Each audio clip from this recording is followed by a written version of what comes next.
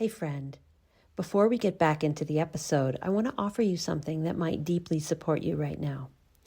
If you've been feeling stretched thin, if you're carrying that familiar fundraising anxiety, or if you're craving a moment to step out of the pressure and reconnect to yourself, I'd love to invite you into a Brave and Balanced breakthrough session. This is a live one-on-one coaching session tailored specifically to you. As a certified coach and former fundraiser, I work with you beneath the level of surface level mindset tools into the somatic and emotional patterns that shape how you show up, what you believe is possible, and ultimately the results you create. Most fundraisers walk away from this session feeling clearer, steadier, and more able to raise money with ease and freedom. Not because they changed their strategy, but because they got out of their own way and reconnected to their internal source of strength. Right now, this session is $97, and the price will be going up in the coming months. So if you've been thinking, I should do this at some point, let this be your gentle nudge to take action. You can book your session through the link in the show notes, and if something in you feels pulled toward this, trust it. That inner tug is your wisdom speaking. All right, let's get back into the episode. Welcome to the Brave and Balanced Fundraiser, the podcast I wish I'd had during my 15 years as a professional fundraiser. I'm your host, Erin McQuade-Wright. This is your space to breathe, realign, and reconnect with the part of you that chose this work for a reason. Together, we'll explore tools and practices that help you show up less stressed and spread thin, and more grounded, brave, and on purpose. I'm so glad you're here. Let's get started.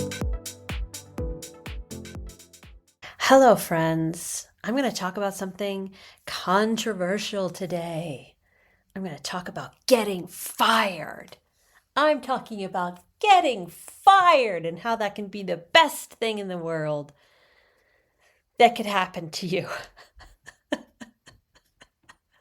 I'm laughing at myself because I've been the firer. I have been the fired. I have been the one who believes it's the worst thing in the world, and I've believed that it's the best thing in the world. So let's get into it. Let's explore it.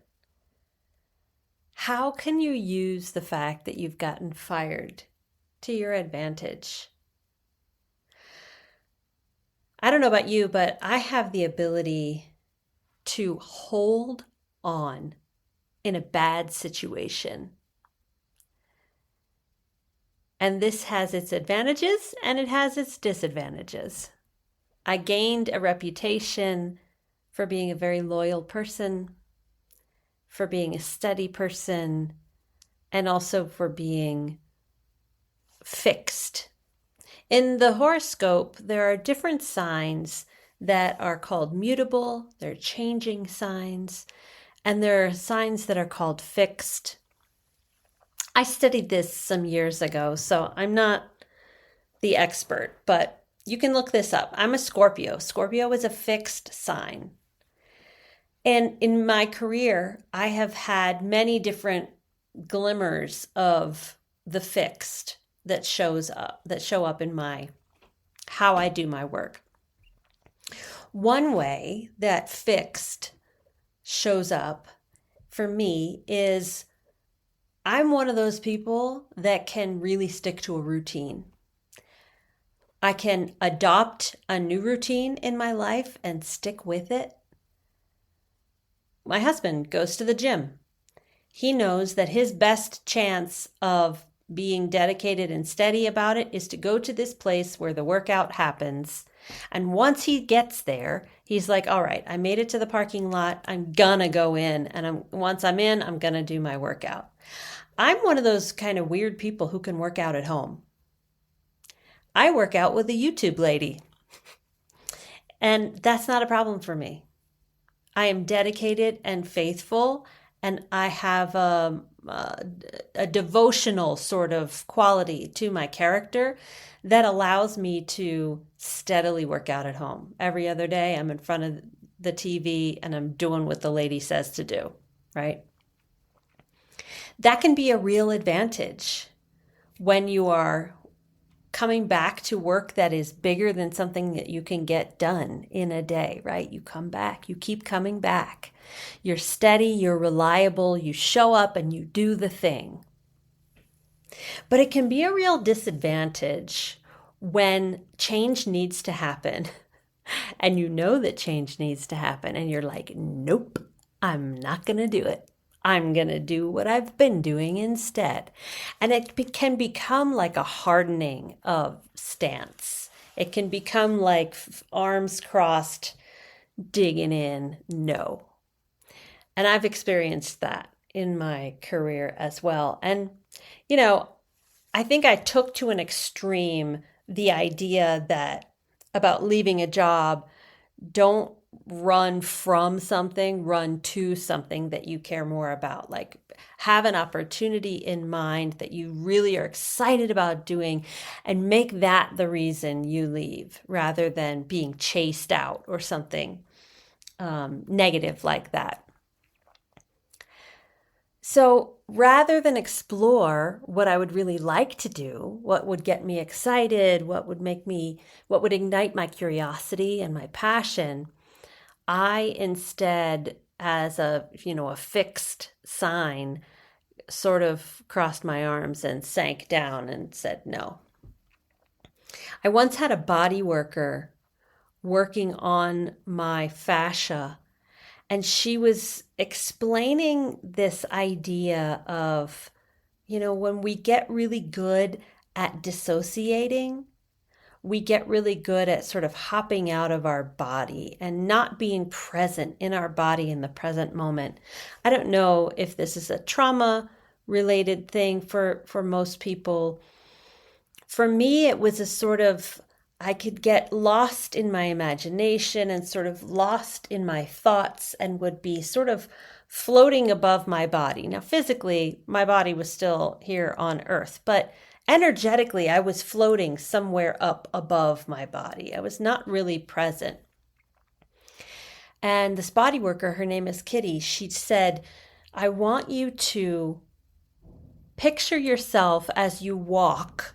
I want you to intentionally send your energy down through your feet as if you are like a giant stomping through a village. Like really feel the power of your feet, making contact with the ground. Give yourself some weight as you walk. And she said she likened it to a little kid. When you go to pick them up and they don't want to be picked up, they can make themselves kind of like a rock. They can make themselves heavy, like they're heavy to pick up, rather than like when they want to come into your arms and they sort of leap up and help you. It's this energy of sinking into gravity. And I have employed that energy in the workplace. And baby, let me tell you something. When you're doing that, sort of sinking down, crossing your arms, being like, no, I'm not gonna leave. You are not in a good place, my love. You are not in a good place. That cannot end well. And sometimes it meant that I took my sweet time and told myself stories about they're not going to chase me out and whatever, blah, blah, blah. And sometimes I got fired. And it was like, oh, that was quick. Either way, you find yourself on the other side of this situation. And for me, 100% of the time, it's like, why was I waiting? Why was I so afraid of change? Why did I wait so long to experience this relief of being in a place where I get to determine what I do? I get to feel into what is exciting to me, what is inspiring to me, and go chase that. And fear plays a big role in it when we're afraid to leave. I was just telling a story to a group that I'm in. I worked with someone who had been working with the organization for a really long time. And one day she announced her retirement. And we celebrated her. She had done great work building up the organization. We celebrated her. We thanked her for all that she had brought.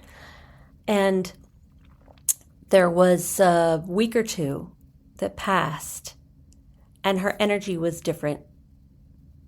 And she had become kind of like the toddler who was making themselves heavy from being picked up.